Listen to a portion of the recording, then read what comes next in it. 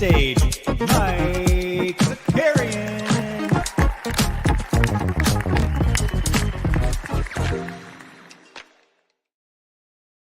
Well, welcome back, everybody. Happy Thursday. Right now is when I realized it was Thursday. In my head, it was Friday as I was planning a bunch of stuff for tomorrow. And now I'm realizing that I have a whole nother day before I have to figure out my weekend stuff. So I guess that's a weird way. It's a win.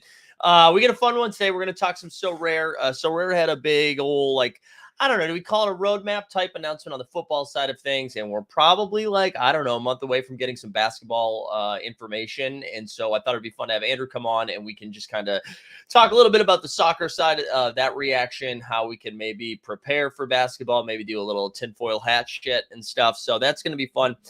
Tomorrow, just so we can get into the business. Actually, I should welcome people. Sneeps is here. We got Jump Shoot, put 45 messages in the chat this morning. We the People's here. Snoopaloop.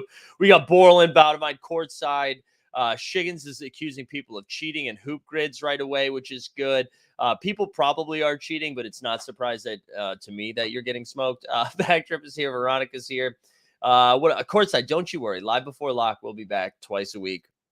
Every week once the basketball season starts. Stubbs here, Shindro, T-Man, Gershot. We got Mark in the house. Let's go. Federico's here. Baston's here. All right, the gang's all here. Like the stream. Subscribe. Hi, Sandra, as well. Join the Discord. Just click all of the links in the show notes. Just click them all. It's good for engagement. And yeah, tomorrow we'll be back again, 9 a.m. with Weisberg's joining the show. Normally does Thursdays, going to do Friday this week. We might mess around and do it on playback. I haven't decided yet. I just threw that out there. And yes, I apologize, Shiggins. I think that's it for news. Oh yeah, go buy merch. Here we go. NBA. I can never find it because it's reverse here. Go find that. Go ahead. NBA bit. I think that's it. That's all the news and notes. If you missed yesterday afternoon show, we tried to do an underdog draft and nobody was signing up to do the draft. And I get it because it's football season. So we ended up talking about stand-up comedy for an hour. So I don't know if you need like a palate cleanser. And it wasn't like thoughts on how to be good at it. It wasn't any jokes that I got. It was literally just be like, here's a comic. Remember this one? And we did it for an hour and it's pretty entertaining. So go ahead, check it out. All right, enough of that bullshit. Let's get the man out. Mr. Sorare Data himself, Andrew Laird. What's going on, man? How we doing? What's up, Mike? Good to see you. It's been like a month since we saw each other. We actually saw each other like in real life. It was weird. I can't believe that was a month ago. If you had told me when's the last time we saw each other, I would have been like 4 months ago. Like that's how long ago the draft was in my head. And you had a Vegas trip to like extend your time and just like warp everything that goes on in life.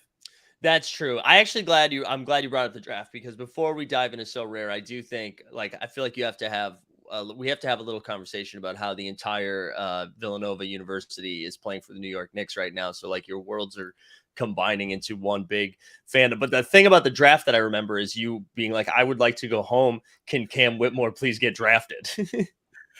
Well, like he was supposed to. Like projections had him like in the top 5, which I always thought was like a little high. Yeah. And to be honest, like we sat down next to each other and we were like, so when are we leaving? Not to like do something together, but we were just because like the draft is kind of boring. Like it's a lot of sitting around. This year, I don't know if it was any different this year because I haven't gone to the draft in a while, but it felt like every single time a pick happened, it was like the Rockets are on the clock. And within like 20 seconds, it was like the pick is in. And we were like, sweet, let's go. Yeah. And then we still had to wait the 5 minutes. And we were like, because we had to listen to Dennis Scott and I don't remember who else was there. Like Dennis Scott and the guy that looks like a poor man's Drew Carey, or if it was like an actor trying to play Brian Windhorst, like that was it. I've never seen that man before. I haven't seen him since. Like I only know him in that world. It's bizarre. That is unfortunate because I'm actually was like about to say his name and now I'm like hesitant, but I think it is John Fanta. So amazingly, John Fanta actually does Villanova coverage. So like, that's why I know him. And I was like, why is he here? And then I was like, oh, he's actually like part of the in-stadium entertainment. But anyway, so finally I was like, maybe I'll stay like through the lottery. And because there was no way I was making the entire, there was certainly no way I was staying for all of it. And then I was like, maybe I'll do the first round. And then I was like, I'll just do the lottery. And then it was like, all right, I'll just wait till Cam Whitmore gets picked. And it just like, I was like, he might not get drafted, and I'm just going to like just Murphy's Law this one, right? And I'm going to be here the entire night and then not see it. And then literally they were like, Cam Whitmore, I saw him like shake Adam Silver's hand, and then I shook your hand and I left. See you later. Well, and I tried to stay for the whole Celtics draft. I mean, for their pick. And then the Celtics went full Patriots mode, and they traded back like 55 times. And the first time it happened, I was like, I'm good. I don't need to be here anymore. So I think I left around pick 25.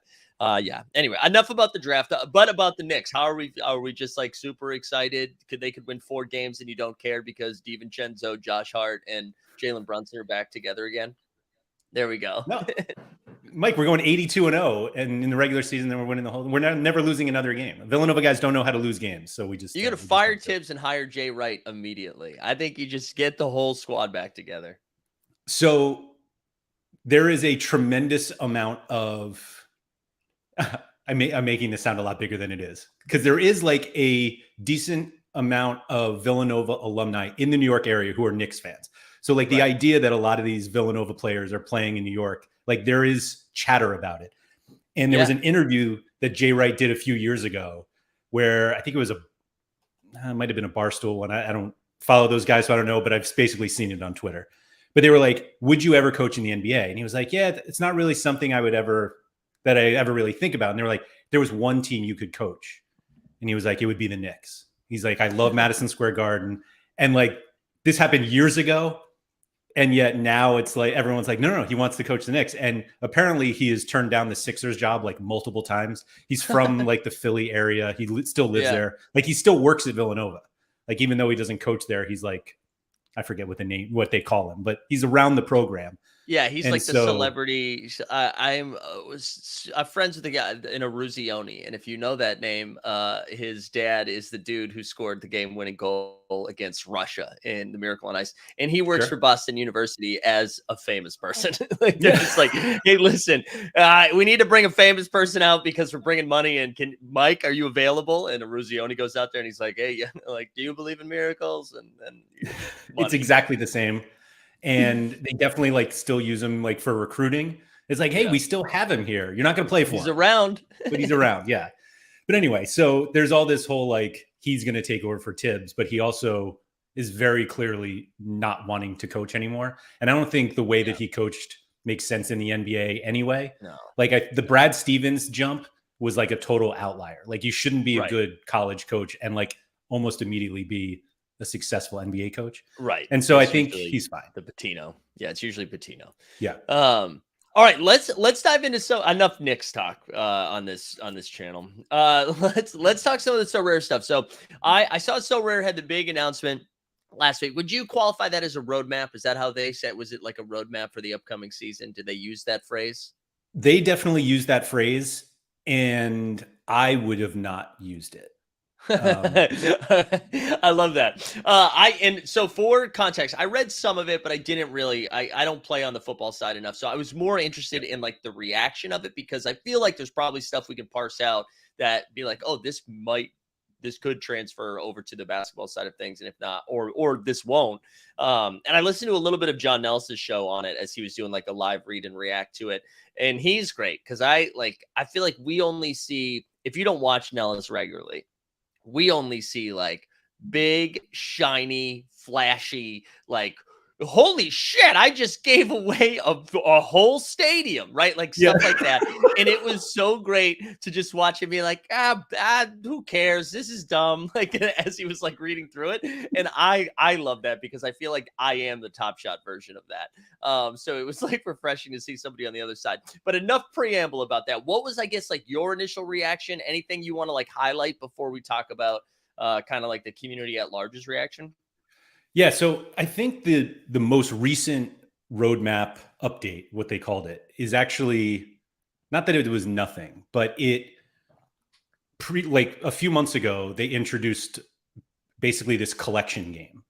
And that's when I was like, if they did this in the other sport, like it makes sense for them to do this in the other sports. I'm going to talk about that first, actually, before this. Yeah, we can do the collection game first. So they introduced this collection game where effectively, hey, the more cards you own, the better it is. And you and I, like on I think this channel and in mine talked about how you were like, Sorare does fantasy basketball really well.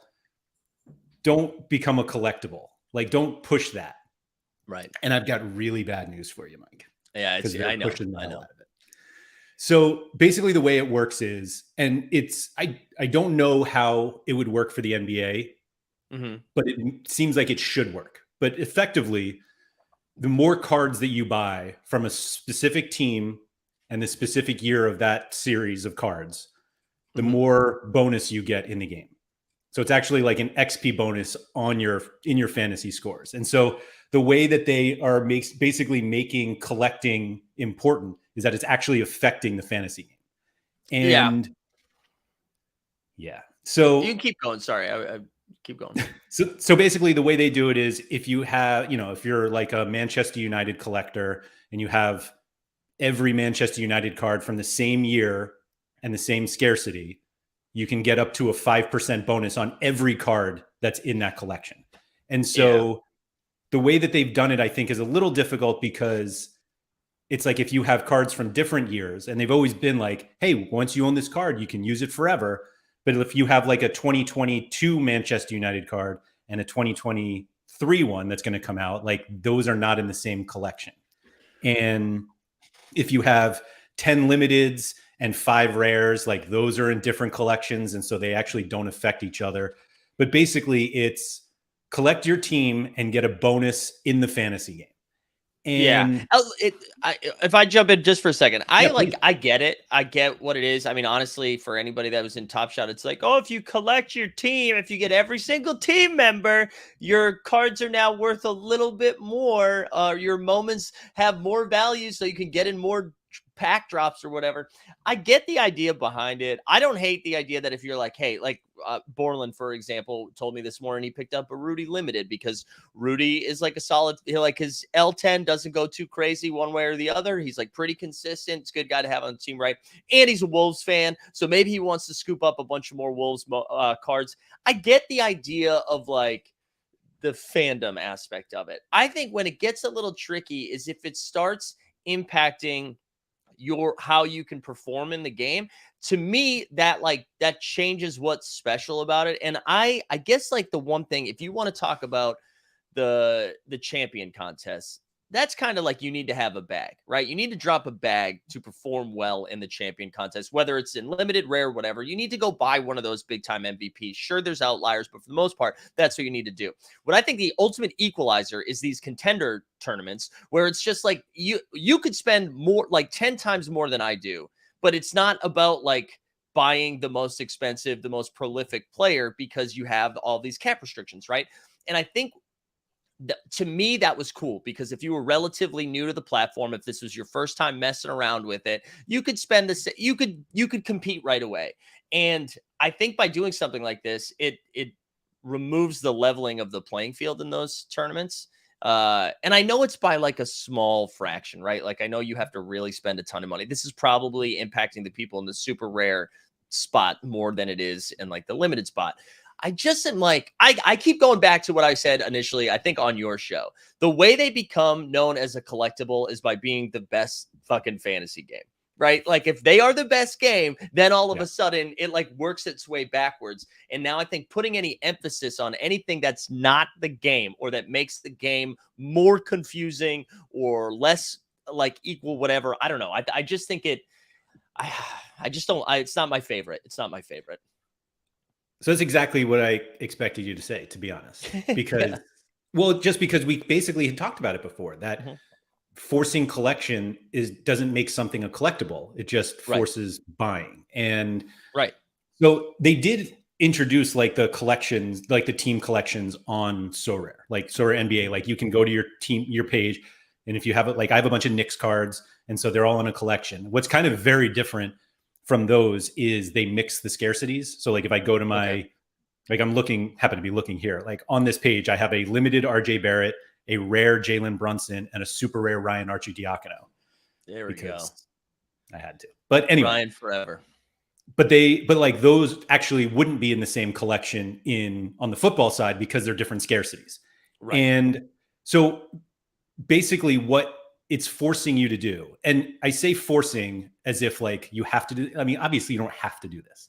Right. But like if you had a Rudy Gobert limited, now you're like, oh, so now I have to buy Luka Garza, and I'm looking at Kyle Anderson and Brian Ford. Somebody in the chat was saying that. Oh, Aaron. And it's like you're buying these other cards to make your Gobert more powerful in the game. Right. And getting to 5% is actually quite difficult on the football side. You basically need to buy like every player on the and football teams have like anywhere between 25 and like 45 cards, depending on like the teams and everything. So it's like that gets expensive on any scarcity level. And you're buying a ton of cards you don't want. Right. Like you're only buying them to help maybe one of your cards.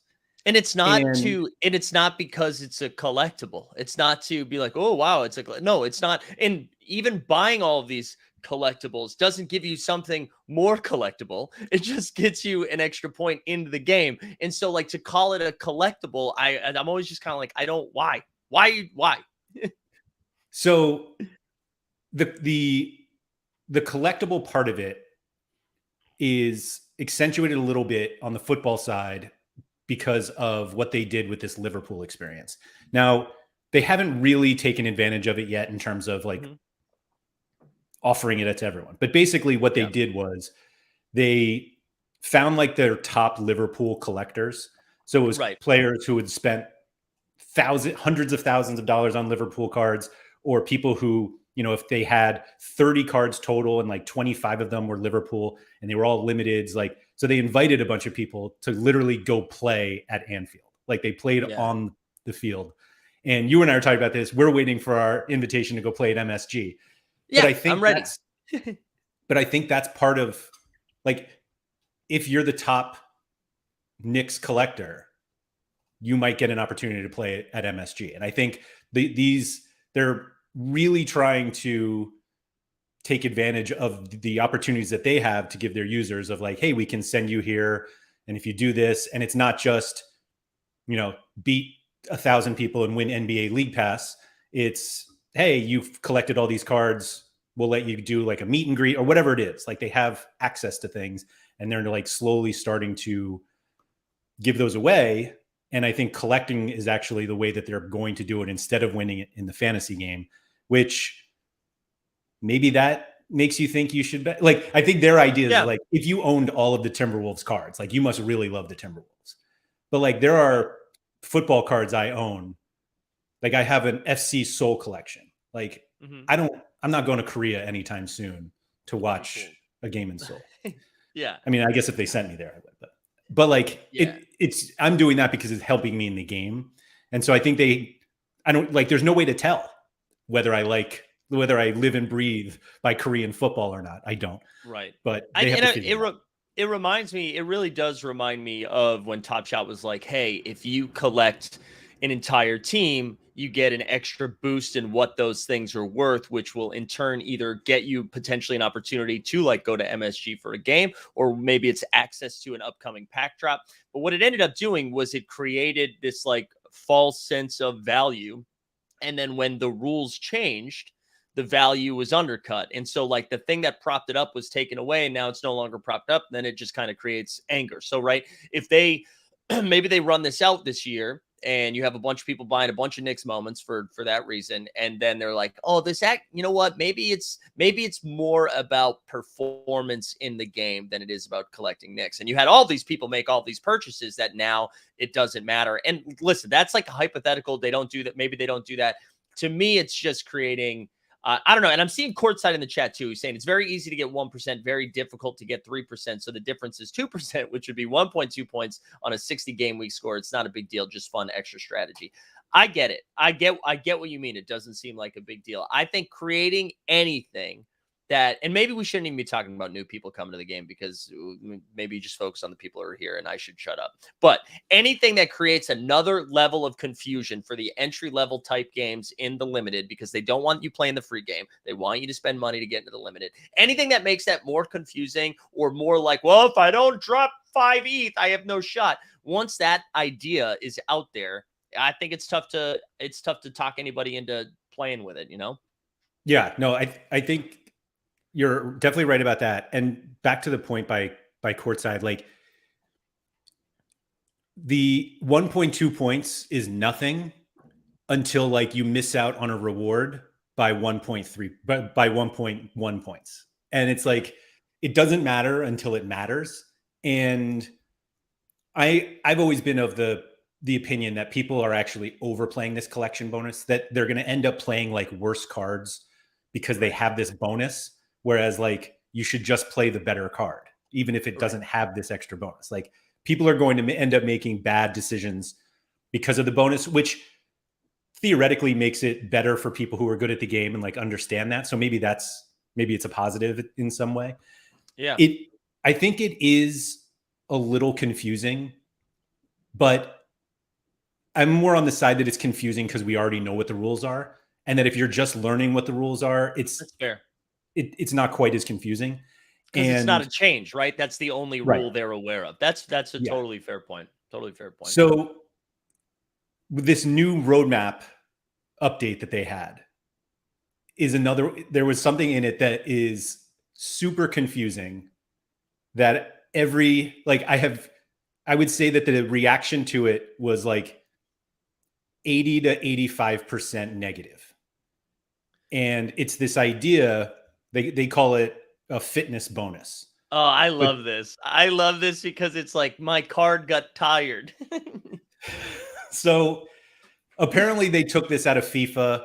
I don't play FIFA, but from everyone I know that does play FIFA, they were like, FIFA removed this because everybody hated it. And Sorare was like, hey, do you remember doing this? And we're going to do it. So anyway, basically what it is that the more you use a card, the less bonus you get on it until you stop using it. And then you kind of get your bonus back. So it's literally that, like your card is getting tired. They call it fitness, or some other people call it like fatigue. But basically every card gets a 10% bonus, this fitness bonus. And then when you use the card in a lineup, it reduces that for the next game week. And if you don't use the card, you get some of the bonus back. The super frustrating thing about this, and we had Dan O'Kelly, who's I forget what his role is now. He was their community manager for football. He was on the Sorare Data show recently to kind of like answer questions about the roadmap. And we basically got no answers. And the biggest part of this fitness thing is that they announced that it's happening. It's going to be sometime in September, but they didn't tell us how fast you lose your bonus and how fast you get it back. And so it's like, do you lose 1% when you use the card and then get 1% back when you don't? And so it's actually, I don't know how it would even work for basketball, because like in football, most players don't play every game week. Like it's usually one game a week. Sometimes they play like the midweek.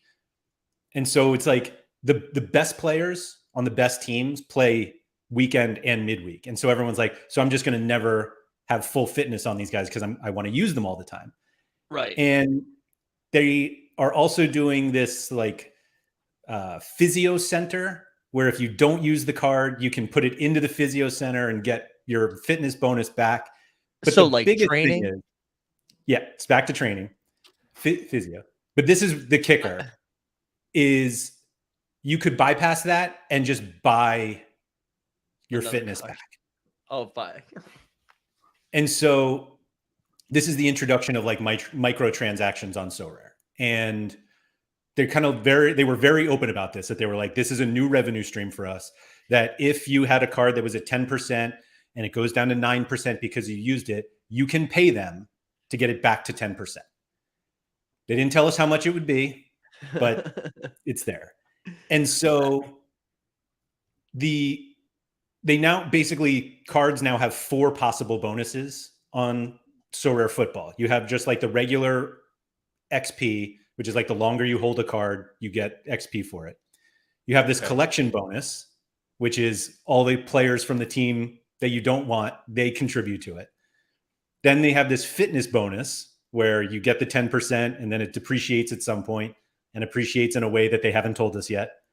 And this new season bonus, which we're all familiar with, although we haven't actually seen it in NBA yet, but like all of our old cards will lose the current season bonus when the new cards start. Right. And so everyone's like, this is so many bonuses. New users aren't going to understand this at all.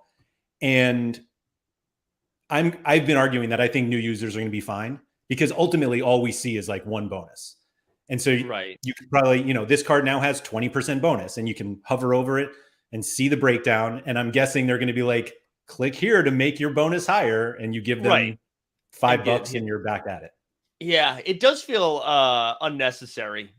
That's all I would say. Like the fact that feels like so much hoop jumping. It kind of reminds me too of the whole idea of them. Like you have cards that you can play in multiple contests and you have to choose which contest you use it in. To me, that is what fitness is. Like, do you know, like it's not that it's getting, I can't use it all the time because I can only use it in one contest a week anyways. And that's in my mind. I'm like, so you just made this harder for me to use my cards.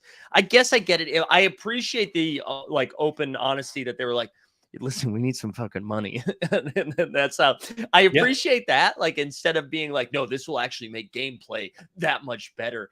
It's not, they're like, no, we need cash, homie. Do you think, I think that'd be trickier to implement in the NBA for a variety of reasons because they play so much. Do you think, based on like the reaction from the community, that this is, because I haven't seen anybody victory lapping this new feature, do you think this is something they add to the NBA? Do you think they find a different way to do it? Like, I don't know. What are your thoughts on that? So like there is like a pocket of users who are like, this is adding to the strategy of the game. Like, do I play my good card that has a low bonus versus just not playing it this week and choosing a different card to play? And I get that. I get that it's like an added strategy. Mm-hmm. I don't know if it's like the response from everyone is like, nobody asked for this. And that doesn't mean that the whole game should be just based on what people ask for, but nobody asked for it. And we have no details. And so I think that's the problem, is that like, we haven't, not only do we have no details, but like, we certainly haven't been able to like actually see how it works in practice. And so I don't think, my guess is they won't see enough of how it works on the football side in order to implement it for NBA, like at the start of the season. Yeah. And if anyone from Sorare is watching, you cannot change the rules in the middle of the season. So like, you either have to do this at the beginning or you just do it for the 2024 season, because you can't. Yeah, you can't. You can't do it mid-season. I forget what was there something last year that they changed in like February? Or we thought that or I remember having this conversation of like, you can't do it mid-season. I was like taken back to something. I know at the beginning, like they did more of like the mixed scarcity competitions because like there weren't enough cards, but like once there are enough cards. So that was actually another thing that they announced recently for the football product in like the unique division. You used to have to play.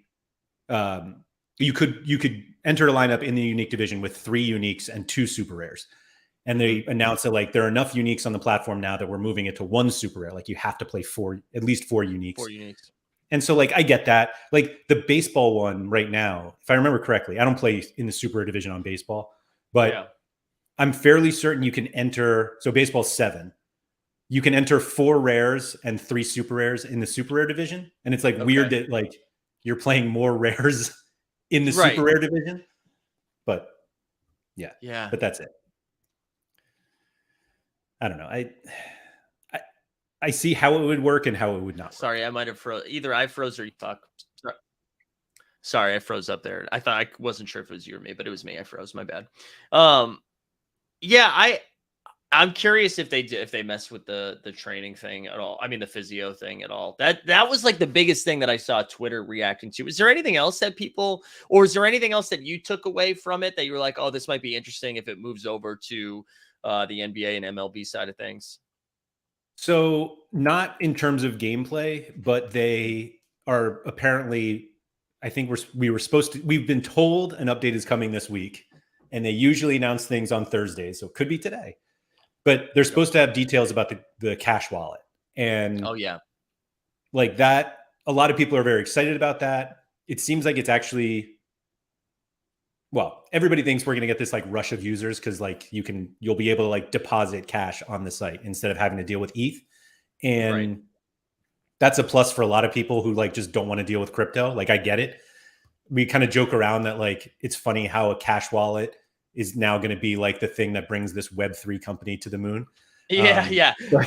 We've talked about this offline a little bit. I agree it's a very good thing. I just don't think that means new users. Like because you were asking me like, do you think that matters? And I was just saying there's been multiple times where I like went to buy something and I was like, oh, I don't have enough ETH in my wallet. Do I want to go to Coinbase to buy some ETH to then move it to my MetaMask to then add it to Sorare to then get a $9 Luis Robert moment like or card? Like, no, I don't. That's way too much work. So I'm just not going to buy it. And so I don't think it's an immediate rush. But to go back to like what we were saying about the making it as easy as possible and like level the playing field when new people eventually do come and want to try stuff out, you just want it to be as seamless as possible. And if something that is like setting up a MetaMask wallet is a little overwhelming, you're like, okay, fine, we like the cash wallet is the option or is an option, and it doesn't impact those who would rather buy in crypto, right? It's not like it's taking that option away, it's just another option. That's the idea. I do think so. We kind of talked about it on one of our Sorare Data shows. They all blur at this point, but I don't think, like, from what I gather, you're going to have like two wallets. Like you're going to have your ETH wallet and your cash wallet, and if like you'll be able to sell cards for a specific currency, right? But like if you want ETH, or if you say like I'm only willing to sell this card in ETH, and somebody has cash, like there will not be a transaction there. So that part gets a little weird. But like the story, Sorare invited a bunch of people to the MLS All-Star game last week. Ooh, you were there, right? Yes. So while they were there, they had these. I actually have one. Beautiful. So that's dope. I love that. So this is they got it like printed, and Carlos Hill signed this card, and they gave it away. And they did one for Ricky Puig, who plays for LA Galaxy. Both of them were in the All-Star game. And so we're in this big group, we're sitting in the stands, and they had 4 of these cards. And there was a guy there who asked if he could buy it. And we were like, no, you can't. And he was like, how do you get that? And we were like, have you heard of Sorare? And he's like, no. And we're all like going for our referral codes. We're like, wait. But so my friend Sean is there. He does this football strategy show with me, PSU fans too, on Sorare. He plays NBA also. But he was like, hey, so do you like fantasy sports? And the guy was like, yeah, I do. And he's like, you like player cards? And the guy pulls a stack of like physical cards out of his pocket. He was so excited about these cards that he brought them. Actually, this wasn't even the All-Star game. This was the skills competition the night before. I hate it. And he was like, can I trade you one of mine for this signed Sorare card? And they were there because people had won them in some competition. So they were like, they're just marketing things now as we're like in the stands, like, yay, go Sorare. But anyway, so my friend was like, do you like fantasy sports? He's like, yes. And he's like, you obviously like collectibles. And he was like, yes, I do. And he was like, you like crypto? And he was like, fuck that shit. And we were like, wait, what? And he was like, nah, crypto's a scam. I want no part of it. And we were like, but the player cards and fantasy. And he was like, I'm out. And we were like, okay, never mind. And we were like, I blame Sean actually for this, for his own marketing techniques. But like, I was like, the cash wallet solved that like, you can go soon, you'll be able to buy this stuff on cash. But like, there was as soon as he heard crypto, he was like, I am out. I'm out. And I think because the cash wallet is not going to remove the fact that like the cards are on the blockchain. And to be honest, I think that matters to like fewer people than they think. Like, honestly, if all this stuff was just on their website in a database, like we wouldn't know the difference. And Right. but because it's on the blockchain, we're like, no, I own this. Like, trust me. Here's my Yeah. Ether. Well, I've literally never moved it out of that wallet. I've never been like, ooh, let me get this on my OpenSea. Like I've never Of course done not. anything like that. You're right. So yeah, Right. I agree with you. What are you going to do with it? But anyway, Yeah. so I do think that there is a part of the hiding the crypto, or actually basically just removing it, that will be really helpful for them. So there's that. I always make that joke that I think I did it this week. I like Twitter going from Twitter to X is like calling NFTs digital collectibles now. Like everybody's like, dude, no, Absolutely. they don't like the word NFT. What if we just call it digital collectibles and everything's fine, dude? Right. It's all of that, all the same. Yeah, that's great. I love that. That was, I thought originally you were going to make that sound like it's that potential trade at the MLS All-Star game weekend was like the Cash Wallet versus ETH wallet. And I love that it went to a different world where it was like, nah, dude, we said crypto and he ran away. Just straight up had no interest. Yeah. So let's go ahead. Sorry, there's like one more thing from the update that I wanted to bring up, because I think it's actually super important to how everyone should look at Sorare from now on. Like, I think I'm being very dramatic, but it also, I think, is important. So they are introducing these things called club facilities, where like you design your physio room, and at some point, like, you'll be able to like have your own stadium, and it's like a little metaversey. Yeah. And I appreciate that there are people who like that stuff. I'm old, and so I don't. And like, it's not something you have to do, but it is like something where it sounds like they're going to introduce like the idea that you can have like a stadium and you can design it and you can put your cards in there and like display them. And I do think that there might be a target audience that would like that is going to end up like buying Sorare cards to use it in those things, as opposed to the fantasy game. Yeah. But the other thing that threw me off, that we kind of talked about during our interview with Dan on Tuesday, and if anybody wants to watch it, if you just search Sorare Data on YouTube, I'll drop a link in the chat after. I'll put it in the show notes. Thank you. So when you're done clicking on all the other links, just click on that one too. But basically, the reason I had a problem with this new fitness bonus and the collection bonus and the new season bonus and the whatever the other one was, it's moving it further away from, like, the game is moving further away from how the players actually scored in their games. And it's like, you're going to have a player who actually did less in their game than another player, but because he has all these bonuses, like, he's actually going to outscore the other guy. And so we're going to get to a point where like someone has this like monster triple double, but because you only had like 8% on your card, and then someone else who drops like a 12, 6, and 3, but because they had a 30% bonus, they're going to be higher. And like, that's the opposite of fantasy sports. Like what they do, like in FIFA or any other game like that, like you control where everyone goes. And like, even if you go to, you tell it to shoot and you don't decide if it goes in, but like, you're still kind of determining what happens. And Football Manager is like a game that a lot of people play where you like, you organize your club and you decide like on transfers and everything, formations and all this stuff, tactics. But like ultimately it's a computer simulation. Right. And so those are very different than fantasy sports, where like this guy scored a goal, or like this guy scored 48 points, and like that's the best you can do. And we're moving like away from that. And I always describe Sorare easily as like, it's this fantasy game. Like it's fantasy basketball, baseball, soccer, whatever you want to play. And it feels like they're moving themselves closer to what they've said for years, and we always ignored it. But Sorare, and like Nicola Julia, the CEO and co-founder, he was like, we want to be this like huge entertainment brand.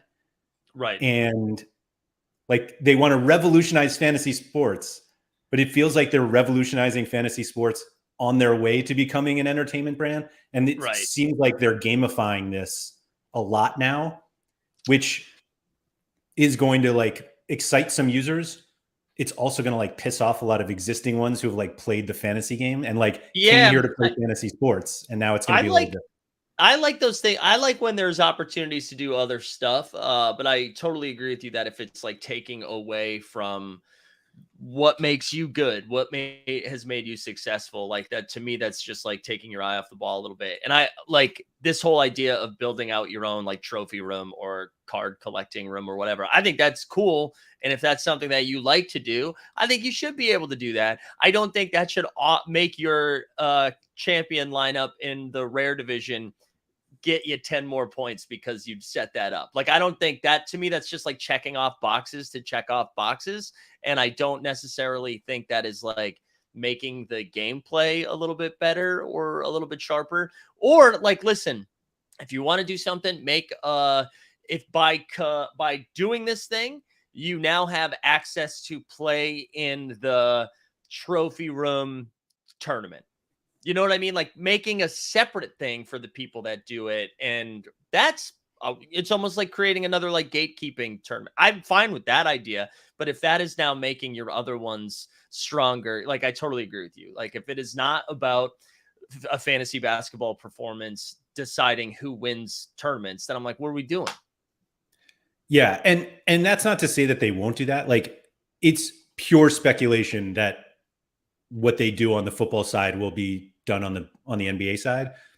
Like they basically made no changes to the baseball game this year, which was it was like disappointing. Like the game is exactly the same. They have a few more they have the American League, National League, but like there are people who are like really hardcore into Sorare MLB and they're just like, yeah, we like, can we make this more fun? Like this is going to sound very arrogant, but like I bought cards last year and like I played last year and I win at least one card every week this year, having not bought a card in 9 months.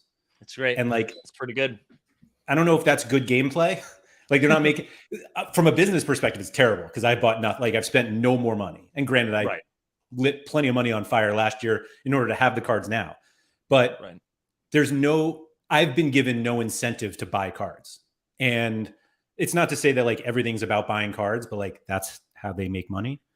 And so like they need to develop things that make me want to buy. And the collection game in on the football side, like it makes me want to buy only because I'm basically paying for my for my cards to get better. And that's not fun. Like, no, that's not what I want to spend my money on.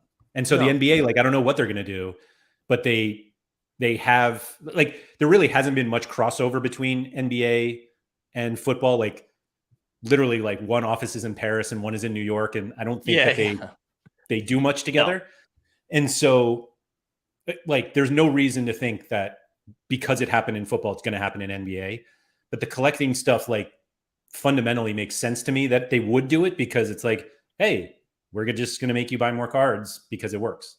Right. Well, let's actually do that now. We'll wrap up with this.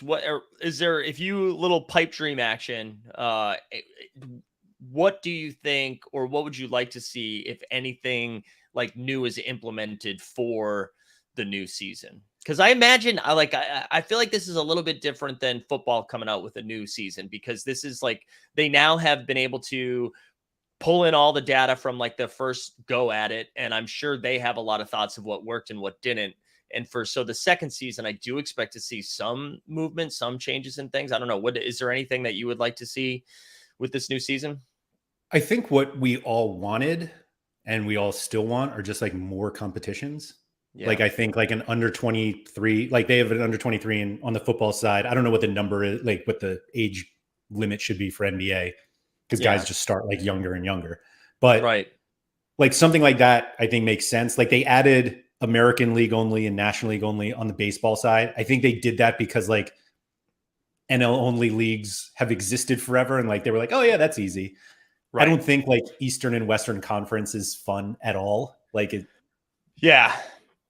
I don't like that. I don't think it's fun. And I know there was a lot of debate about this, like what do they call it? Basically like, hey, you can use your shitty cards this week for a contest. Yeah, like Underdog.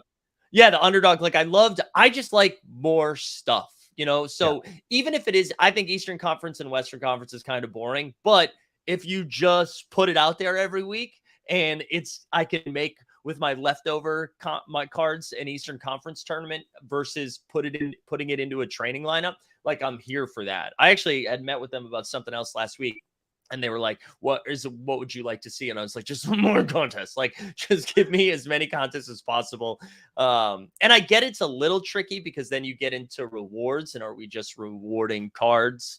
Like more and more cards at some point. It's like, is that actually bad? And then you can, like, I know we're in the chat, we'll say like when ETH for NBA. So maybe that's like the next thing, but yeah, sorry, keep going. I'm all in on the when ETH. Like, they have it in MLB. It's like, coming. It's got to, they don't have to do it, but like, it's, if they can do it, they have to do it. And so I don't know if they're I'd bet big money it's coming. I'd bet big money we're going to see that in October. But like, also, it's kind of weird. The MLB ETH is tiny. Like, it's almost embarrassingly low, but also like it's there. And so why don't we just have it? No, I think what bothered me last season about NBA is when they introduced Underdog, and they were like, hey, we have this new competition. You can use all these shitty cards that like that are sitting in your training lineups. And then it went away. And then like 6 weeks later, they're like, hey, Underdog's back. And it's like, there's a lot of Sorare that is just planning ahead and like not knowing, like having something there all the time makes sense. And with the number of cards that they have, like they minted like such a low percentage of the cards. They have the opportunity to raise rewards 10x if they wanted to. And people will be like, oh, well, it's going to flood the market. But like, people like winning. Yeah. Like, we like winning things. Even if they're worthless, we like winning things. And so like more competitions, like there's no reward problem yet. And if there ever becomes one, then we're all rich anyway, because there's so many users. Right. Yeah, I think going into next year, I would love to see, right? So you have your contender and champion every week. Let's say Eastern and Western Conference every week. You can do the underdog, and then like, I like the under 23 over 30, whatever it was. Like, I like that idea too. But I would get like 5 or 6 contests that are going to be there every single week. And then if you want to be weird, every 2 weeks we have like a rotating wild card tournament that lasts for 2 game weeks or 4 game weeks. And that one rotates out all the time. Like, I like that, like throw one little curveball at us every week, but not that every 2 weeks. It's like, okay, I guess my Eastern Conference cards don't matter as much anymore, so I got to do something else. That to me, I would love that. I would love that. Because we want to buy cards for that stuff. Yeah. And then you like buy the card and it's literally like a 10th of the price as soon as the game week starts, because nobody wants these cards anymore, because that competition is gone. Like, just keep them. Right. Just keep them. Yeah, I know. I would love to see that. Any other like pipe dreams before we get out of here? Anything that you'd really like to see outside of us playing basketball at Madison Square Garden this year? No, that I think would be definitely fun. Somebody mentioned in the chat, like, it doesn't have to be ETH, like just any cash reward is what people really want. Yeah. And I think that's what they should do. There was this idea, was that Flolian doing like a threshold option competition where basically, like, if you reach a certain score, you win cash or ETH, whatever it is. And like, a beat the game as opposed to like beat everyone else is a fun thing that they have on the football side that I would definitely like to see on the NBA side. Yeah, I love that idea too. All right, let's wrap it there because I got to get out of here. Dude, thank you so much for taking the time. Go check out Sorare Data, the Sorare NBA show. I know that's coming back. The last one was the one I skipped, which was the Wemby auction. So looking forward to have that back. Anything else we got to plug before I get you out of here? No, I think that's it. Yeah, just Sorare Data everywhere. I'm at Andrew M. Laird on Twitter if anybody has any questions. And hit me up. Thanks for having me, man. Awesome. It was a good time. Yeah, it's good to chat again. We'll we bounce back and forth on each other's shows throughout the year. But and for those Sorare people, I'm going to start doing a weekly show leading up to the NBA season, and then when the NBA season starts, we'll have Live Before Lock on Mondays and Fridays, and then one other weekly thing. I know we did value hunting last year, which I'm going to find a different way to do it, but we'll still have like technically 3 Sorare shows for the new season, so a week. So that'll be fun. But for Laird, for myself, thanks everybody for hanging out. We'll be back tomorrow morning with Weisberg. Will be joining the show. Other than that, we'll see you next time. We're out.